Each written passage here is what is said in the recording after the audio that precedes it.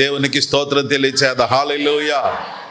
దేవుడు మనందరి జీవితంలో నిత్య శుభములు జరిగించును గాక. నూతనమైన విధానములో ప్రభు మనల్ని నడిపించును గాక. ఈరోజు మనము దేవుని వాక్యములో ఒక చిన్న వచన భాగాన్ని గుర్తు చేసుకొని ధ్యానం చేద్దాం. దినవృత్తాంతములు మొదటి గ్రంథము 4వ అధ్యాయము 27వ వచనాన్ని ఒకసారి మనం చదువుదాం. నేను చదువుతాను, దయచేసి గమనించండి. దినవృత్తాంతముల మొదటి గ్రంథము 4వ అధ్యాయము 27వ వచనం. షిమీకి 14 కుమారులను 6 కుమార్తెలను కలిగిరి. అయితే అతని సహోదరులకు ఎంతో మంది కుమారులు కలుగలేదు. యూదావారు వృద్ధి అయినట్లు వారి వంశములన్నీ వృద్ధి కాలేదు. యూదావారు వృద్ధి అయినట్లుగా ఇతర ఏ వంశాలు కూడా వృద్ధి కాలేదు. ఏందబ్బా ఇంత స్పెషల్ మాట వ్రాయబడింది యోధావారి గురించి? వారు చాలా వృద్ధి చెందారట. వాళ్ళు వృద్ధి చెందారని చెప్పడం బాగానే ఉంది, కానీ వేరే వాళ్ళు ఎవరు అంతగా వృద్ధి చెందలేదని చెప్పడం అంటే, సో వాళ్ళని ఏమనాలి? వారు విన్నర్స్ లాగా ఉన్నారు, మిగిలిన వాళ్ళంతా రన్నర్స్ లాగా ఉన్నారు. యోధావారు ఎలాగున్నారు? విన్నర్స్. మిగిలిన వంశాలన్నీ రన్నర్స్. అంటే వాళ్ళు they are trying to reach the people of Jude, but they were not able to reach because God has blessed the people of యూదా. Praise the Lord. హల్లెలూయా. సో యూదా జనాంగమును గురించి ప్రత్యేకంగా ఈరోజు మనం ఏం చదువుకున్నామంటే, ఏ వంశాలు దీవించబడనంతగా, ఏ వంశాలు అభివృద్ధి పొందనంతగా, ఏ వంశాలు ఆ స్థాయికి రానంతగా యూదా జనాంగం వృద్ధి పొందారు లేక అభివృద్ధి చెందారు అని వ్రాయబడినటువంటి మాట చాలా అద్భుతంగా ఉంది. సో ఈరోజు మనం దేవుని వాక్యంలో యూదా జనాంగం అంత వృద్ధి చెందడానికి గల కారణం ఏంటి అని ఆలోచిస్తే, అపోస్తలుడైన పౌలు గారు అంటారు, అసలు ఒక వ్యక్తి వృద్ధి చెందాలంటే అది దేవుడు చేయాల్సిందేరా నాయనా, అది ఎవరి వల్ల కాదు అంటాడు. కొరింథీయులకు రాసిన మొదటి పత్రిక 3వ అధ్యాయము 6-7 వచనాలు చూచినప్పుడు, వృద్ధి కలుగజేయువాడు దేవుడే, వృద్ధి కలుగజేయు దేవునిలోనే తప్ప మరి ఎవరిలో కూడా లేదు. ఎందుకు ఈ మాట రాశాడు అని అంటే, చాలామంది అనుకుంటున్నారు నేను అపోల్లో వాడిని, నేను పౌలు వాడను, నేను ఇంకొకరికి సంబంధించిన వాడను అని అలా చెప్పుకుంటున్నారు. సో వాళ్ళ వలన నేను అభివృద్ధిలోకి వచ్చాను, వారి వలన నేను బాగున్నాను, వారి వలన ఇలా ఉన్నాను అని చెప్పుకుంటూ ఉన్నారు. అందుకనే పౌలు గారు అంటున్నారు, ఒక వ్యక్తి జీవితంలో ఎవరైనా సరే నేను వృద్ధి చెందాను అనుకున్నట్లయితే అది దేవుని వలన మాత్రమే సాధ్యమవుతుంది, అది వేరుగా సాధ్యము కాదు అని పౌలు గారు గుర్తు చేస్తున్నారు. నిజంగానే ఒక వ్యక్తి కానీ, ఒక కుటుంబం కానీ, ఒక సంఘం కానీ, ఒక సమాజం కానీ వృద్ధి చెందాలి అంటే, అభివృద్ధిలోనికి రావాలి అని అంటే, అది దేవుడు తప్పనిసరిగా సహాయపడాలి.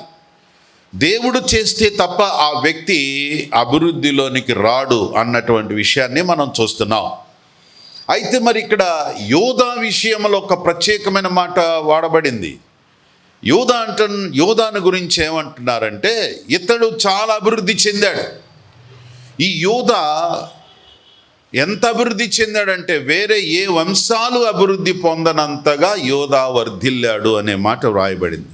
సో మొట్టమొదటి అసలు యూదా ఎవరు?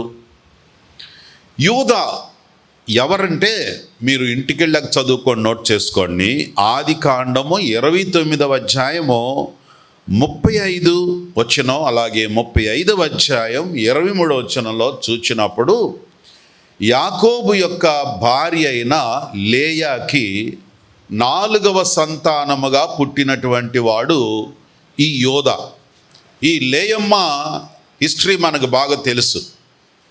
యాకోబు ఆమెను వివాహం చేసుకున్నప్పుడు అంత తృప్తిగా వివాహం చేసుకోలే. ఎందుకంటే ఆవిడ అంత స్వరూపం కలిగిన ఆవిడ కాదు, చూడటానికి అంత గొప్పగా ఏమి ఉండదు.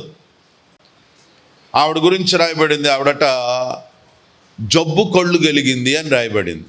అంటే అది ఏం జబ్బో రాయలేదు, కానీ ఎంత జబ్బు ఉందో తెలియదు. కానీ ఒకవేళ కళ్ళు లావుగా ఉంటాయా, లేకపోతే కళ్ళలో నుంచి ఏమైనా ఎప్పుడు డ్రాప్స్ పడతా ఉంటాయా, ఒకవేళ ఆ కళ్ళకి మందదృష్టి ఉందా, లేకపోతే ఎలాంటి కళ్ళు అంటే చూడడానికి కూడా ఇష్టం లేనంత కళ్ళు అన్నమాట ఆవిడకి.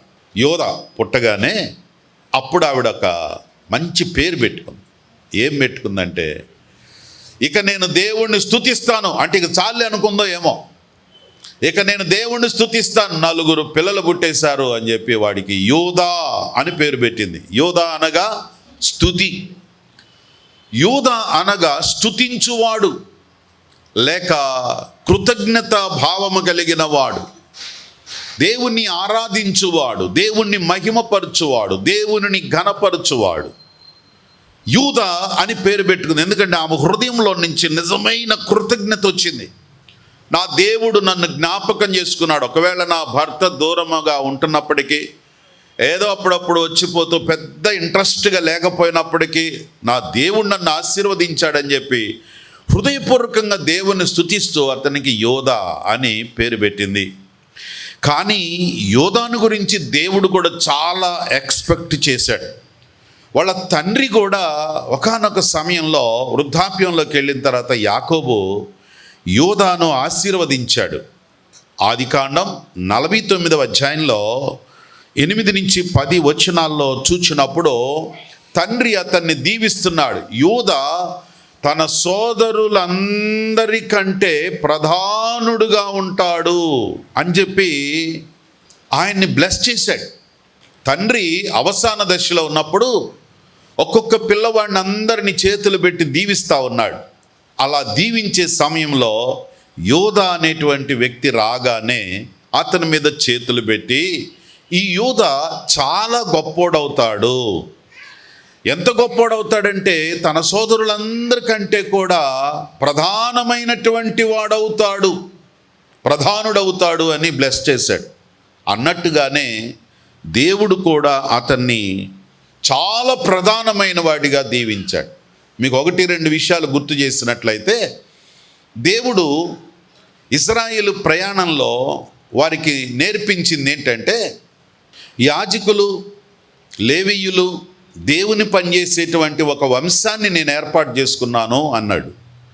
ఎవరు ఆ వంశము అని అంటే లేవీయులు, ప్రధాన యాజకులైనటువంటి అహరోను సంతానం. సో ఆ తర్వాత వారి సంతానముల నుంచి వచ్చిన యూదాని దేవుడు ఏర్పాటు చేసుకొని యూదా గోత్రముగా ప్రత్యేకించుకున్నాడు. ఈ యూదా గోత్రం అనేది వారి ప్రయాణాల్లో ముందు నడిచేటువంటి బ్యాచ్గా దేవుడు ప్రధానమైన స్థానంలో పెట్టాడు. దేవునికి స్తోత్రం. ఎక్కడైనా సైన్యం ముందుకు వెళ్ళాలంటే ప్రధానమైన వ్యక్తులు ఎవరుండాలి? యూదా జనాంగం ఉండాలి. అలాగే వారు ఎక్కడికి వెళ్ళినా కూడా యూదా జనం ముందు నడవాలి. దేవునికి అంత ఇష్టమైన వారు. ఎందుకంటే యూదా జనాంగం దేవుని స్తుతించేవారు.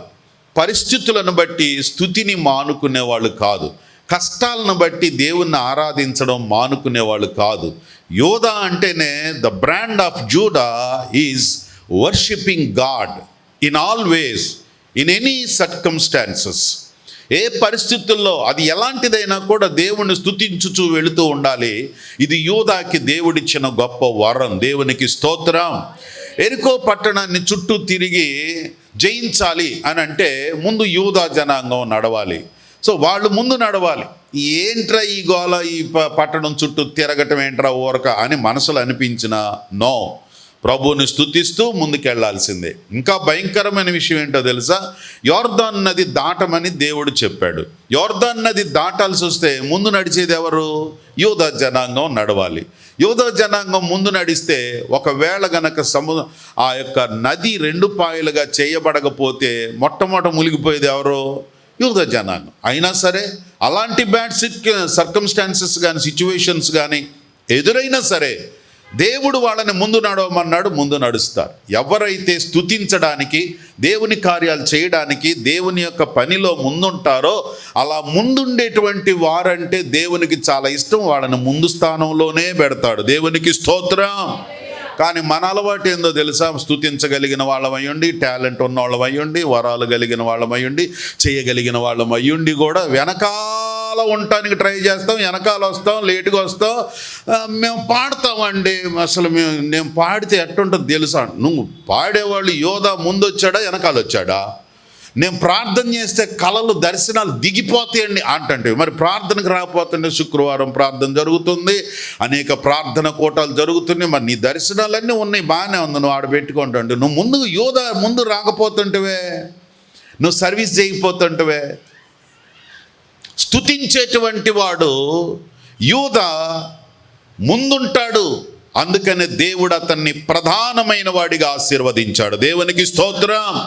కొన్నిసార్లు మనకు బాధ ఏంటంటే, అప్పుడు ఏమో తెగ పాడుతుందమ్మ, పాటలు రావు, ఏం రావు, కానీ నేనైతే అనుకుంటుంటివి, కానీ నువ్వు రాకపోతుంటివే, ముందుకు రాకపోతుంటివే, వెనకాల కూర్చొని అలాంటి మాటలు మాట్లాడకూడదు అన్నమాట. అంతే కదా? మనలో వరాలు ఉన్న వాళ్ళంతా ముందుకు రండిరా, యోధా జనాంగం అంతా ముందు నడవండిరా బాబు అంటే ముందు నడవకుండానే, ముందు రాకుండా, ముందు అవకాశం తీసుకోకుండా. యోధా, దేవుడు నిన్ను ప్రధానుడిగా చేశాడు. ప్రధానుడు ఎక్కడుండాలి చెప్పండి? ముందు స్థానంలో ఉండాలా. దేవునికి స్తోత్రం చెప్పండి. ఈ సంవత్సరం యూదా దేవుని స్తుతించేవారు, పాటలు పాడేవారు, పాటలు పాడటానికి దేవుడు వరాలు ఇచ్చినవాడు, దేవుడు ఎన్నుకున్నవాడు, దేవుడు గొప్పగా చూడాలనుకున్నటువంటి వ్యక్తి ఎక్కడుండాలి చెప్పండి? ముందు స్థానంలోకి వచ్చేయాలి. దేవునికి స్తోత్రం.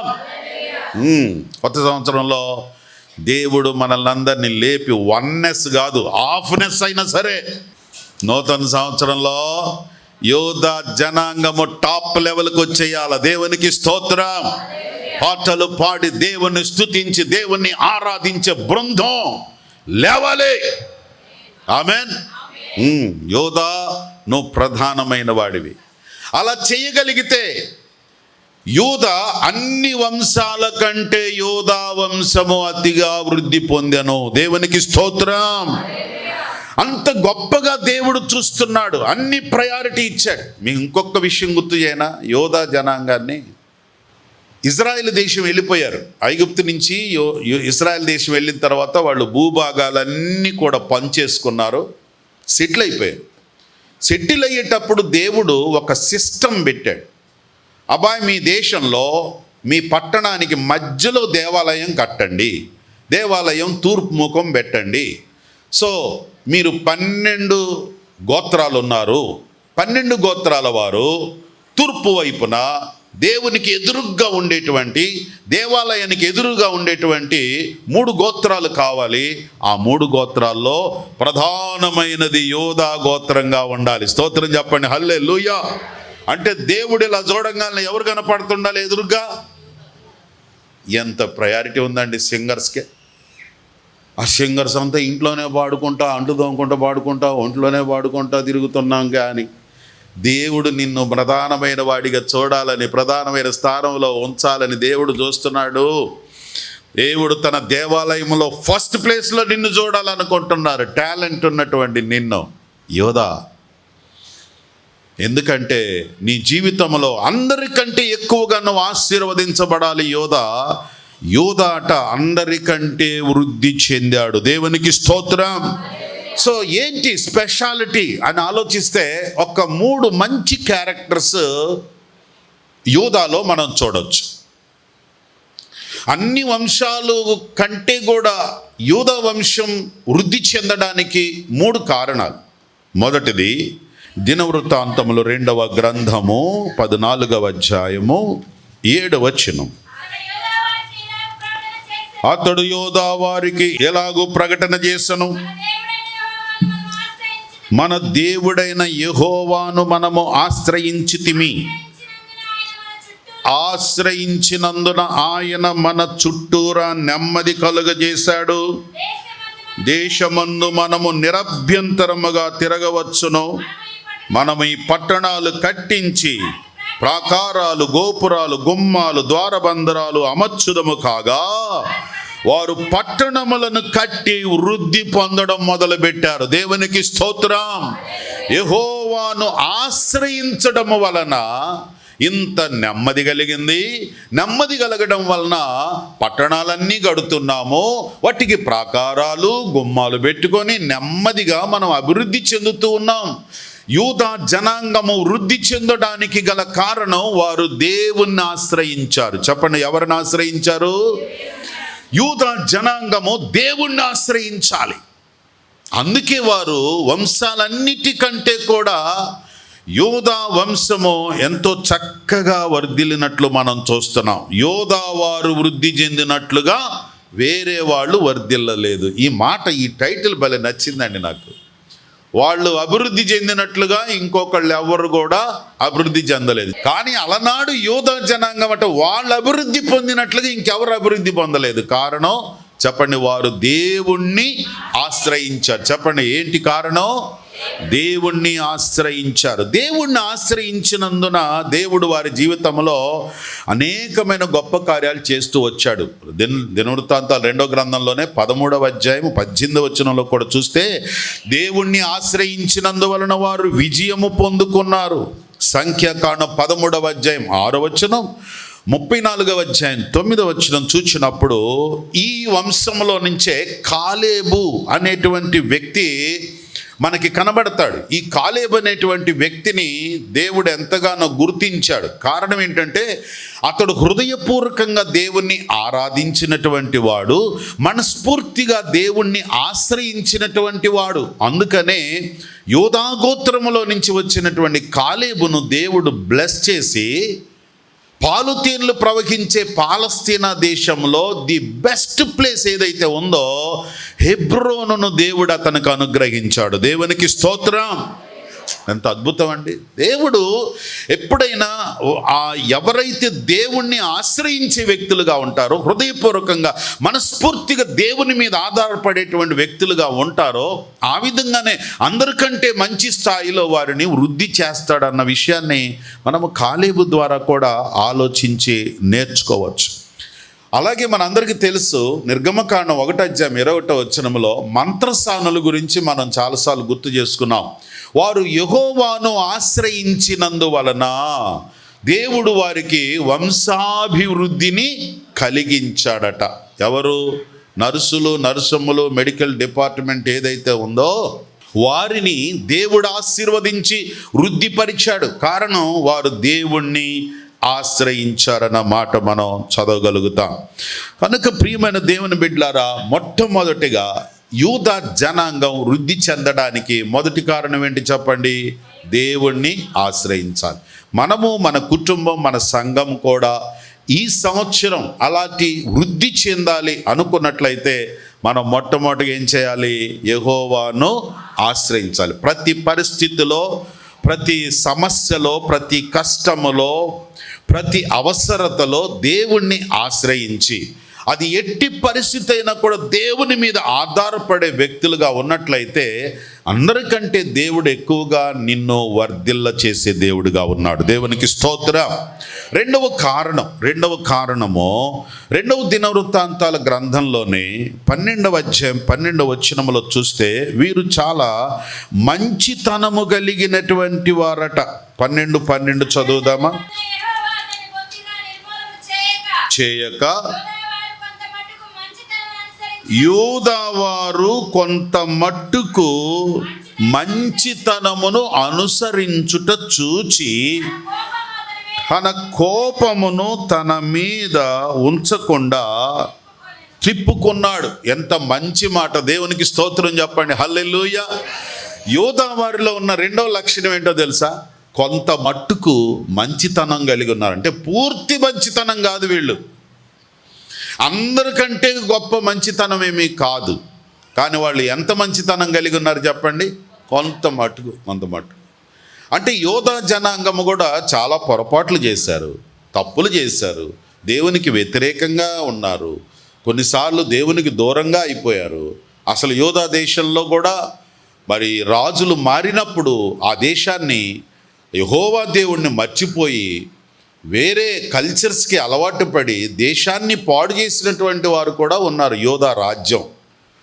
కానీ దేవుడు వాళ్ళ విషయంలో ఆలోచిస్తూ వచ్చాడు, అరే యూదా జనాంగమో ఎందుకు ఇలా దారి తప్పుతున్నారు, వీళ్ళు చాలా మంచివాళ్ళు కదా, ఎప్పుడు నన్ను ఆశ్రయిస్తారు, నా మీద ఆధారపడతారు కదా, కానీ ఎందుకు ఇలా అయిపోతున్నారు అని ఆలోచించి వాళ్ళ మీద ఏదైనా కోపం వచ్చినప్పుడు పూర్తిగా డిస్ట్రాయ్ చేద్దాం అనుకుంటాడు. కానీ ఆయనకి ఏం కనపడుతుంది తెలుసా, కొద్దో గొప్ప ఏళ్లలో కొద్దిగా మంచితనం ఉందరా బాబు, ఏళ్ళని బాగొట్టం ఎందుకు అనుకుంటాడు. మంచోడు మన దేవుడు, స్తోత్రం చెప్పండి, హల్లెలూయా. దేవుడు మన మంచితనాన్ని చూస్తాడు. ఎంత మంచితనం, పూర్తి మంచితనం లేకపోవచ్చు కానీ కొంత మట్టుకైనా మంచితనం, కొంతైనా మంచితనం. నేను అప్పుడప్పుడు చెప్తూ ఉంటాను కదా, ప్రతి మనిషిలో మంచి ఉంటుంది, చెడు కూడా ఉంటుంది. కానీ మనం ఎప్పుడు దేంతో కనెక్ట్ అయి ఉండాలని చెప్తాను చెప్పండి, మంచితనంతోనే కనెక్ట్ అయి ఉండాలి. వారి చెడుగును మనం కనెక్ట్ అవ్వకూడదు. వారిలో ఉన్నటువంటి బలహీనతలు, వారిలో ఉన్న సమస్యలు, వారిలో ఉన్న కష్టాలు, దాని జోలికి వెళ్ళకూడదు.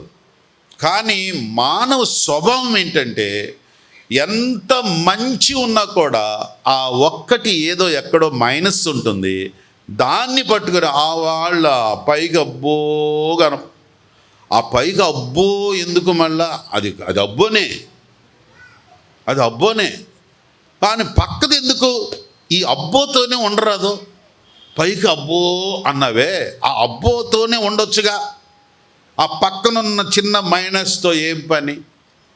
దేవుడు స్వభావం ఏంటో తెలుసా, యూదాలో పొరపాట్లు కనబడుతున్నాయి, యూదాలో పాపం కనపడుతుంది, యూదాలో కోపం కనపడుతుంది, యూదాలో అవిధేయత కనపడుతుంది. కానీ ఓ ప్రక్కన కొద్ది గొప్ప అయినా సరే మంచితనం ఉంది. అందుకే నేను సమూలంగా వారిని నిర్మూలన చేయట్లా. మంచోడు మన దేవుడు, స్తోత్రం చెప్పండి, హల్లెలూయా. యూదా జనాంగము అభివృద్ధి చెందినట్లుగా వేరే వాళ్ళు అభివృద్ధి చెందకపోవటానికి గల కారణం ఏంటంటే వీళ్ళు చాలా తెలివైన వాళ్ళు, రెండూ బ్యాలెన్స్ చేస్తున్నారు. ఏది, ఒక్కోసారి తప్పు చేసినా, ఒక్కోసారి పొరపాటు చేసినా పోనీలే దేవుడా అనుకొని మంచితనాన్ని కాపాడుకుంటున్నారు, మంచిగా జీవిస్తున్నారు. ఈ నూతన సంవత్సరంలో మనం కూడా, మనలో చాలా మంచి ఉంది, ఈ మంచిని ఏం చేస్తున్నామంటే మనలో ఉన్న చెడుగు మంచిని కవర్ చేసేసి ఆ మంచిని పక్కన పడేస్తుంది. ఎవరు నన్ను అడిగితే ఏం చెప్తారు, అయ్యా మీరు చాలా మంచివాళ్ళు, చాలా బాగా చేశారు, మీ కుటుంబం బాగుంది, మీ పిల్లలు బాగున్నారు, ఇలా మాట్లాడారు. ఏముందలేండి, ఎన్నుంటే ఏంటి అంటాడు. ఆ సంగతి మాకు తెలియదు, కానీ అనవసరంగా బయట పెడతాడు. నేను బయట నుండి చూసినప్పుడు వాళ్ళు చాలా బాగున్నారు, వాళ్ళు మంచిగా ఉన్నారు, వాళ్ళ పిల్లలు బాగున్నారు, వాళ్ళ చదువులు బాగున్నాయి, వాళ్ళు ఆర్థికంగా బాగున్నారు, మంచిగా ఉన్నారు, ఆరోగ్యంగా ఉన్నారని ఇది అవుట్లుక్ నాకు కనబడుతుంది. కానీ వాళ్ళతో మాట్లాడినప్పుడు దేవుడు మిమ్మల్ని దీవించాడయ్యా, మంచిగా పెట్టాడు, అది ఇది అని ఆలోచిస్తా, ఏముందలే పాస్టర్ గారు మీకు తెలియదు. కానీ తెలియంది ఎందుకయ్యా నాకు చెప్పడం, నాకు తెలియలేదు కదా, దాన్ని బయట పెట్టుకొని అనవసరంగా ఎందుకు బాధపడ్డావు. యోధా జనాంగం అలాగే ఓ ప్రక్కన చాలా విధేయతలు ఉన్నాయి, దేవుడు కోపం రప్పిస్తున్నారు, కానీ మంచితనాన్ని వాళ్ళు కలిగి ఉన్నారు. అంటే ఒక్కొక్కసారి అలా వెనక్కి వెళ్ళిపోతున్నా కూడా వెంటనే బయటకు వచ్చేస్తున్నారన్నమాట, అది మంచితనం. అందుకే దేవుడు అంటున్నాడు, యూదా జనాంగంలాగా ఎవరు అభివృద్ధి చెందటం లేదు, ఎందుకంటే వాళ్ళలో ఒక మంచి లక్షణం ఉంది, వారు మంచిని కలిగి ఉంటున్నారు, కొద్దో గొప్ప మంచి కలిగి ఉంటున్నారు. మొదటి దినవృత్తాంతాలు 5వ అధ్యాయం 2వ వచనంలో చూచినప్పుడు యూదా తన సోదరులందరికంటే కూడా హెచ్చించబడినటువంటి వాడిగా ఉన్నాడని రాయబడింది. యెషయా గ్రంథం 19వ అధ్యాయం 17వ వచనంలో చూచినప్పుడు యూదా అంటే ఐగుప్తుకు భయం, ఎందుకంటే దేవుడు అతని పక్షంగా ఎప్పుడు ఉంటాడు. అందుకే ప్రియమైన దేవుని బిడ్డలారా, ఎప్పుడైనా అలాగ యథార్థంగా మంచిగా ఉన్నప్పుడు మనం ఎప్పటికైనా వర్ధిల్లుతాం. యోబు భక్తుడు అదే చెప్తాడు. యోబు గ్రంథం 8వ అధ్యాయం 7వ వచనములు అంటాడు, యథార్థవంతుడైనటువంటి వాడు వర్ధిల్లుతూ ఉంటాడు. ఎవరైతే యథార్థమైన జీవితాన్ని లేక మంచి జీవితాన్ని మెయింటైన్ చేయగలుగుతారో అలాంటి వారు ఎప్పటికైనా అభివృద్ధి చెందుతారు. యోబు అనుభవపూర్వకంగా రాస్తాడు. ఎందుకంటే యోబు చాలా యథార్థవంతుడు. ఆయన ఆశీర్వదించబడ్డాడు. కష్టకాలం వచ్చింది, శ్రమలు వచ్చాయి, బాధలు వచ్చాయి. కానీ ఎవరైనా సరే యథార్థంగా ఉండగలిగితే, ఎంత కష్టంలోనైనా యథార్థంగా ఉండు, ఎంత బాధలోని యథార్థంగా ఉండు, దేవుడు ఒక దినాన్ని అభివృద్ధిలోకి నడిపిస్తాడు. దేవునికి స్తోత్రం. అదే మంచితనం అంటే, అదే మంచిగా ఉండాలంతే. ఒకవేళ నాకు కష్టం వచ్చిందని నీరసిల్లిపోయా, ఏముందిలే, ఏం జరగట్లేదు, ఎంత బాగుంటున్నాను, నేను ఎంత మంచిగా ఉంటున్నాను, ఎంత భక్తిగా ఉంటున్నాను, నేను మంచిగా ఉన్నాను, నన్ను ఎవరు ప్రేమించట్లేదు, నేను మంచిగా ఉంటున్నాను, ఎవరు నన్ను గుర్తించట్లేదు, నేను మంచిగా ఉంటున్నాను. నీ మంచే, యథార్థంగా ఉండు, అలాగే ఉండు. దేవుడు ఏదో ఒక రోజున నిన్ను నన్ను మనల్ని ఆ స్థాయిని బట్టి వర్ధిల్ల చేస్తాడు. నమ్మితే దేవునికి స్తోత్రం. సో ఎప్పుడైతే అనవసరమైన చెడుగులు, జగడాలు వాటిని మనం పెట్టుకున్నట్లయితే అభివృద్ధి చెందలేం. ఇసాక్ అంటాడు, తను ఎక్కడికి పోయినా కూడా ఒక బావి దవ్వుతున్నారు. బావి దవ్వుతుంటే అది వాళ్ళ నాన్న ప్లేసే. అబ్రహాం గారు చనిపోయిన తర్వాత ఇసాకు వాళ్ళ నాన్నగారి యొక్క ఫ్లాట్స్, వాళ్ళ నాన్నగారి పొలాలు ఎక్కడున్నాయో అక్కడికి వెళ్ళిపోయి అక్కడ బావులు దవ్వేసి గొర్రెల్ని, మేకల్ని అక్కడ పెంచడానికి వృద్ధిలోనికి ప్రయత్నం చేస్తున్నాడు. ఆయన వృద్ధి చెందుతూ ఉండటానికి ట్రై చేస్తూ ఉంటే చుట్టుప్రక్కల ఉన్న ఎనిమీస్ వచ్చి, ఎందుకు వచ్చారు మీరు ఇక్కడికి, దీన్ని తవ్వడానికి లేదు అని ఆ ప్రక్కన వాళ్ళు అంటుంటారు. ఇసాక్ అంటాడు, ఇది మా డాడీదండి, మీరు మూసేశారు, దీన్ని ఎప్పుడో పాడుపడిపోయింది, దీన్ని బాగు చేసుకోవాలి నేను అంటాడు.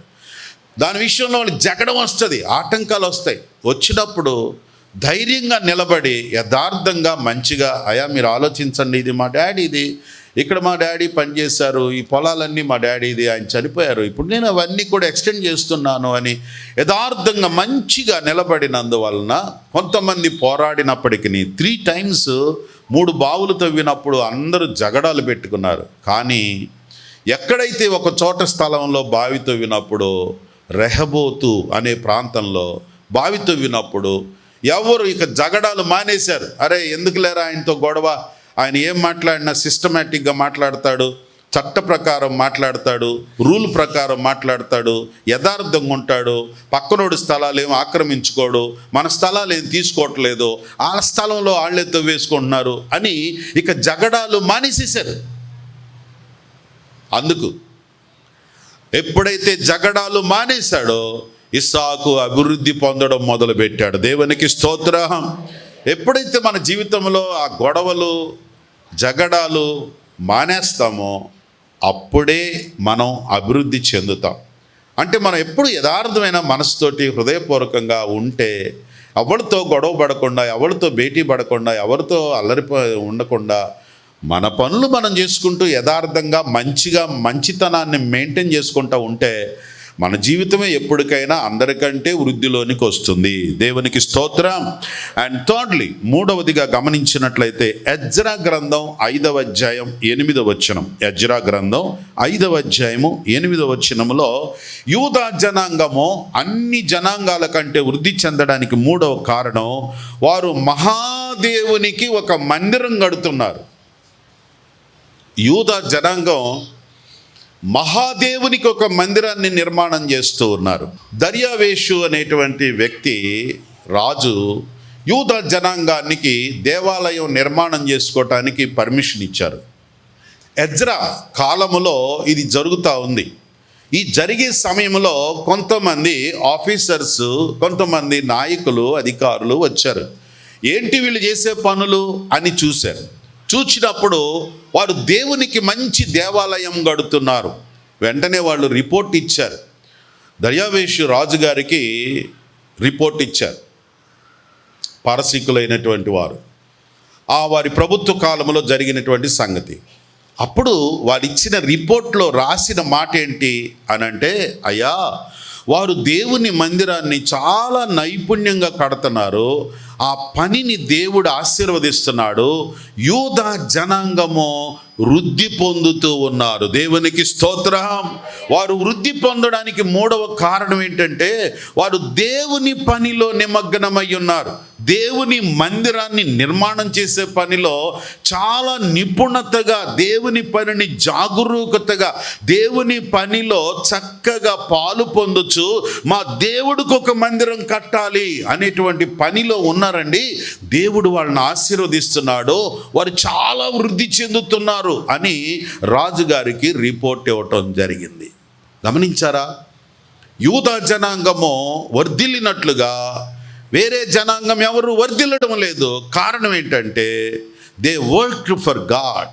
దేవుని పనిలో, దేవుని కోసం సమయాన్ని వినియోగించి దేవుని మందిరాన్ని కడుతూ ఉన్నారు. దేవుని మందిరాలు కట్టాలంటే యోధా జనాంగమే కట్టాలి. ఎందుకంటే యోధా జనాంగంలో ఉన్నటువంటి వారు చాలామంది నిర్మాణాత్మకమైనటువంటి నిర్మాణం యొక్క పనులలో నైపుణ్యత కలిగినటువంటి వారు ఉన్నారు. మీ అందరికీ తెలుసు, యోధా గోత్రంలో బెసలేలు అనే ఒక వ్యక్తి ఉన్నాడు. నిర్గమకాండంలో చూస్తాము 38:22 బెసలేలు అనే వ్యక్తి అన్ని పనులలో నిపుణత కలిగిన వాడు. అతడు యోధా గోత్రీకుడు. యోధా గోత్రానికి దేవుడు ఇచ్చినటువంటి వరం ఏ పనైనా చేయగలుగుతారు. దేవుని బిడ్డలకు కూడా దేవుడు అలాంటి వరాలు ఇస్తాడు. ఏ పనైనది ఇది నాకు రాదు అని చెప్పేటువంటి పరిస్థితి ఉండదు. దేవుని పిల్లలకి దేవుడిచ్చినటువంటి గొప్ప వరమై ఉన్నది. అంతేకాదు, దేవుడు కూడా యోధా జనాంగాన్నే ఒక పవిత్రమైన జనాంగంగా, పరిశుద్ధ స్థలంగా దేవుడు ఏర్పాటు చేసుకున్నాడు. 114వ కీర్తన 2వ వచనం, 114వ కీర్తన 2వ వచనం, 78వ కీర్తన 68వ వచనంలో చూచినప్పుడు 78:68లో యోధాను నేను ఆయనకు పరిశుద్ధ స్థలముగా దేవుడు ఏర్పాటు చేసుకున్నాడు. సో యోధాకి అంత ప్రయారిటీ ఉంది. కారణం ఏంటంటే they were very interested to construct the God's ministry, God's works. దేవుని పనులు, దేవుని కార్యాలంటే వాళ్ళకి చాలా ఇంట్రెస్ట్. అందుకే దేవుడు యోధా జనాంగాన్ని వర్ధిల్ల చేసినట్లుగా వేరే ఎవ్వరు కూడా వర్ధిల్లలేదు అనే మాట మనం చదువుతున్నాం. కనుక యోధా జనాంగం వృద్ధి చెందడానికి 3 ముఖ్యమైన కారణాలు చెప్పండి. మొదటిది ఏంటి? వారు యెహోవాను ఆశ్రయించారు. రెండవది మంచితనము కలిగి ఉన్నారు. మూడవది దేవుని మందిర నిర్మాణం చేస్తూ ఉన్నారు. కాబట్టి అందుకే యోధా జనాంగము వర్ధిల్లినట్లుగా, యూదా వారు వర్ధిల్లినట్లుగా వేరే వంశముల వారు వర్ధిల్లలేదు. ఈ ఉదయకాల సమయంలో, ఈ నూతన సంవత్సరంలో వృద్ధియు క్షేమము మన సంఘములో, మన కుటుంబములలో, వ్యక్తిగత జీవితంలో కలగాలంటే ఈ 3 క్యారెక్టర్ కలిగినటువంటి యోధా జనాంగంలాగా ఉన్నట్లయితే దేవుడు మనల్ని కూడా వృద్ధిలోకి నడిపిస్తాడు. నమ్మితే దేవునికి స్తోత్రం చెబుదాం.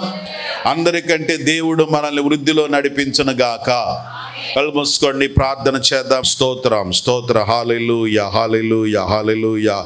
మహోన్నతుడైన మా పరమ తండ్రి, జీవాధిపతివైన ప్రభువా, నీ పరిశుద్ధ నామమును బట్టి స్తోత్రాలు చెల్లిస్తున్నాం. ఈ దినం మీరు ఇచ్చిన వాక్యమును బట్టి వందనాలు తండ్రి. ఈ సంవత్సరం మీరు మాకు వాగ్దానం చేశారు. ఈ సంవత్సరం ఇది మొదలుకొని వృద్ధియు క్షేమము కలుగుతుందన్నారు. ప్రభువా, వృద్ధి చెందినటువంటి యోధా జనాంగాన్ని మా ముందుకు తీసుకొచ్చారు, గుర్తు చేశారు. వందనాలు ప్రభువా. వారు అందరికంటే ఎక్కువగా వృద్ధి చెందారని, వృద్ధి చెందడానికి గల కారణాలు మేము తెలుసుకున్నాం. అలాగే మేము కూడా ఈ నూతన సంవత్సరంలో ప్రభువా వృద్ధి చెందేవారిగా ఉండటానికి, నిన్ను ఆశ్రయించి మంచిగా జీవించి నీ పనుల్లో పాలు పొందేటువంటి అవకాశాలు మాకిచ్చి, తద్వారా మీరు అనుగ్రహించే అభివృద్ధిని పొందడానికి సహాయం చేయమని యేసు నామమున స్తుతించి ప్రార్థించి వేడుకుంటున్నాము తండ్రి. ఆమేన్, ఆమేన్.